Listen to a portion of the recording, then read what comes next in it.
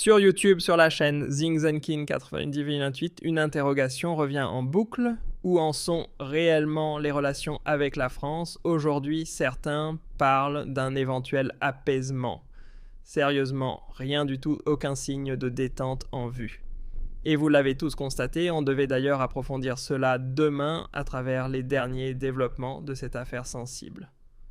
Le parquet national antiterroriste, via son responsable, et avec l'appui d'un magistrat, a officiellement reconnu l'implication de l'Algérie dans un dossier qualifié de terrorisme d'État.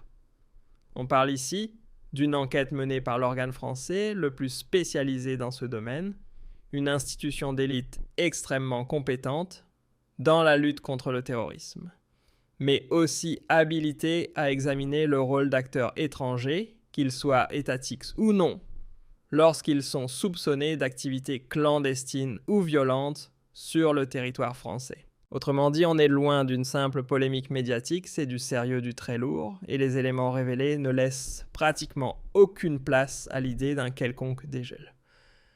Le PS aujourd'hui a fait une dépêche pour réagir aux déclarations du procureur national antiterroriste ou du chef du parquet national antiterroriste à Paris. Et le PS a cité une source. La PS, c'est l'agence de presse du gouvernement algérien. C'est le porte-parole médiatique attitré du gouvernement algérien, de l'État algérien. Elle a cité une source au niveau du ministère des Affaires étrangères qui dénonce, qui parle d'atteinte, de grave atteinte à l'image de l'Algérie, d'un complot contre l'Algérie, le langage classique, l'algérophobie, etc.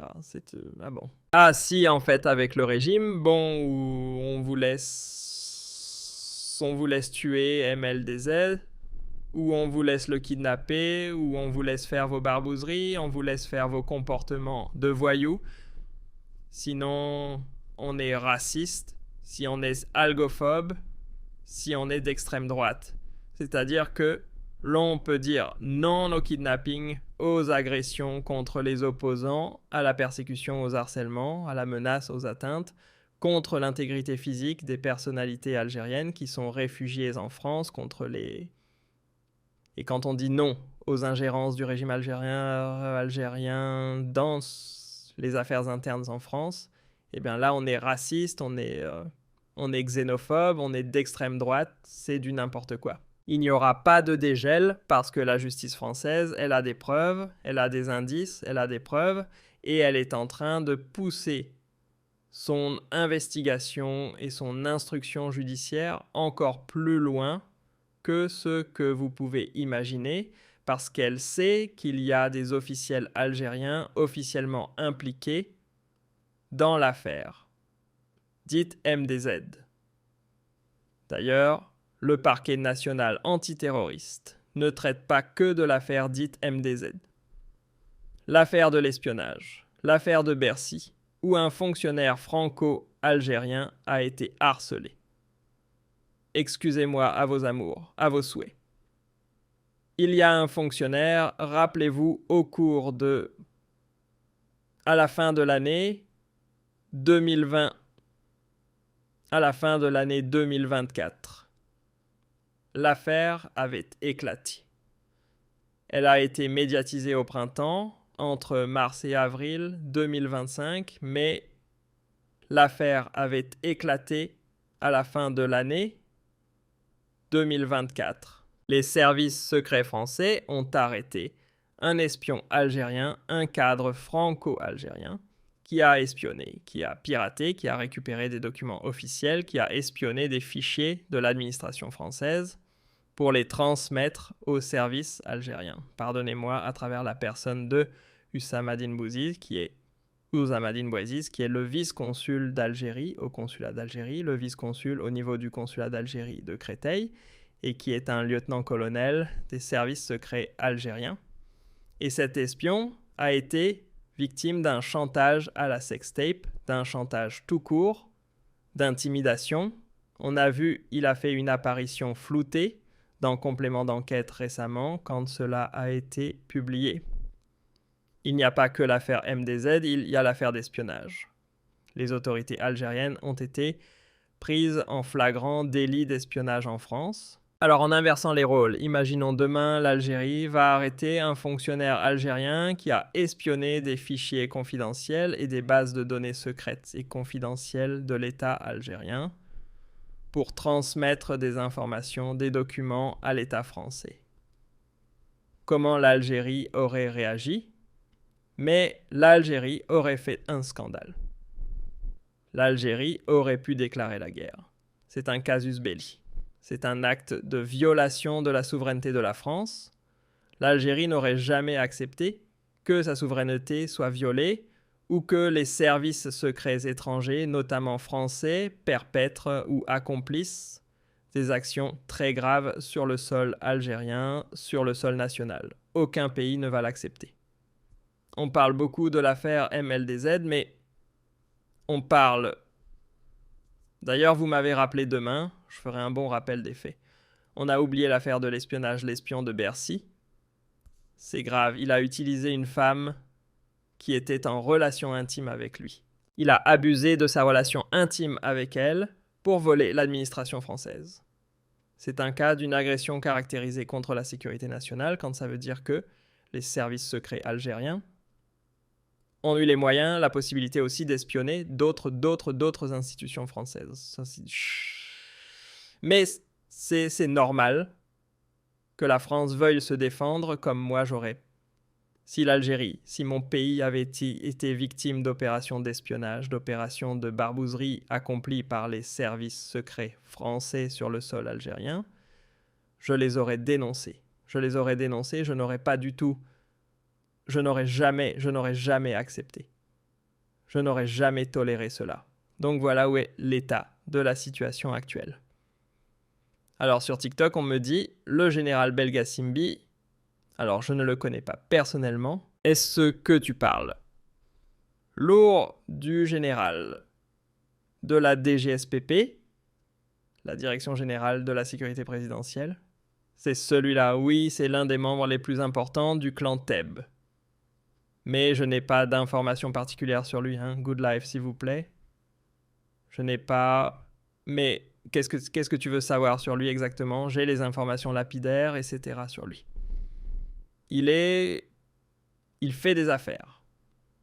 Des membres de sa famille font des affaires. C'est quelqu'un qui a une proximité importante avec B. S'il s'agit du même, je ne suis pas sûr parce qu'il y a, au niveau de la DGSPP, la Direction Générale de la Sécurité Présidentielle. Si c'est lui, on peut en parler. Voilà. Encore une fois, nous, ce ne sont pas les personnes qui nous intéressent. Et encore une fois, la politique, l'actualité nationale algérienne dans sa globalité. Voilà.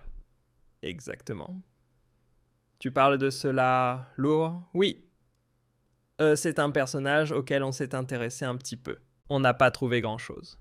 Il y a beaucoup plus grave. Ce n'est pas B, ce n'est pas Yamadash, ce n'est pas K, Saïd, ce n'est pas Saïd Chengri-A, ce n'est pas quelqu'un des plus influents au sein du régime, ce n'est pas du tout quelqu'un de très très influent. C'est quelqu'un qui est important mais qui n'est pas très influent.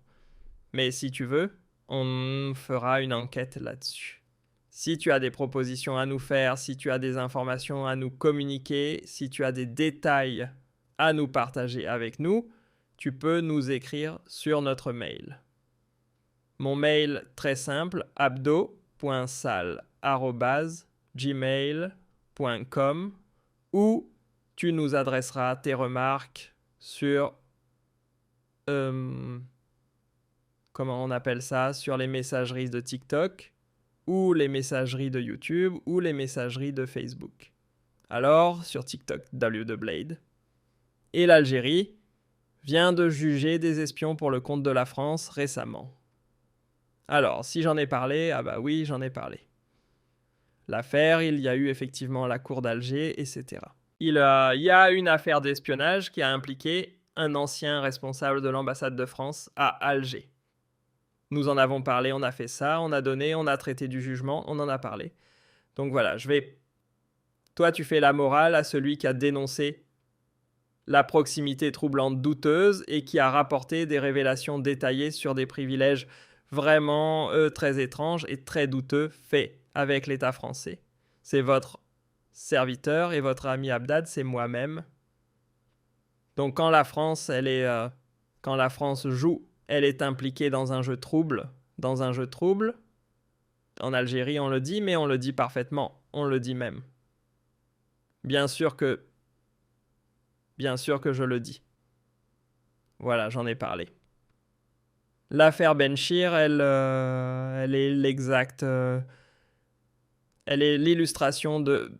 C'est du lobbying quelquefois, à la limite de l'ingérence et de l'espionnage du lobby français en Algérie.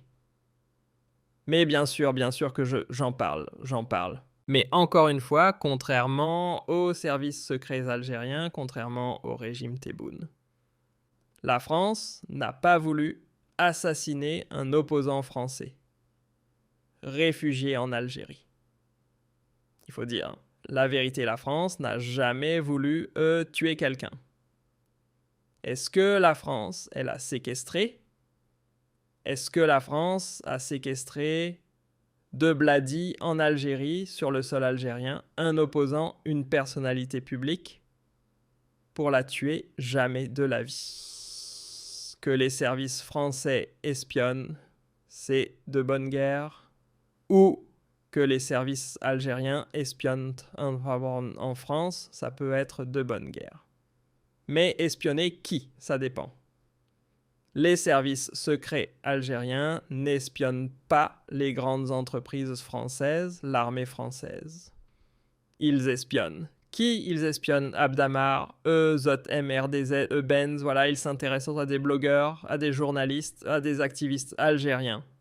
Voilà à quoi ils s'intéressent. C'est tout. Ce n'est pas du tout des affaires de... Il n'y a pas que la France, il y a le Canada. Rappelez-vous, il y a de cela un an, nous avons révélé comment il y a un scandale d'ingérence étrangère au Canada. Vous pouvez retrouver notre émission du 18 juin 2024, l'émission du 18 juin 2024. Même au Canada, il y a eu les mêmes problèmes. Il y a eu les mêmes problèmes au Canada. Il n'y a pas que la France. Le régime algérien a été gravement compromis, avec des révélations détaillées, avec une enquête qui a mis en cause un scandale d'ingérence étrangère dont les principaux contours ont été dévoilés dans une enquête de Radio-Canada Télé, d'ailleurs une enquête à laquelle les autorités algériennes n'ont jamais réagi. Je dis bien n'ont jamais réagi, où le consulat général d'Algérie à Montréal avait programmé, orchestré des opérations de harcèlement, d'intimidation et de chantage à l'encontre de ressortissants binationaux algéro-canadiens au Québec et établis au Québec. Donc ça aussi, il n'y a pas que la France, le régime Tebboune, là où il y a une opposition contre lui, là où il y a des... Comment on appelle ça? Là où il y a des activistes qui sont le pays qui accueille des activistes algériens, qui le dérangent, qui le mettent en cause, qui l'inquiètent, eh bien malheureusement... c'est la porte ouverte à toutes les dérives, et ça, c'est inacceptable. Inacceptable. Monsieur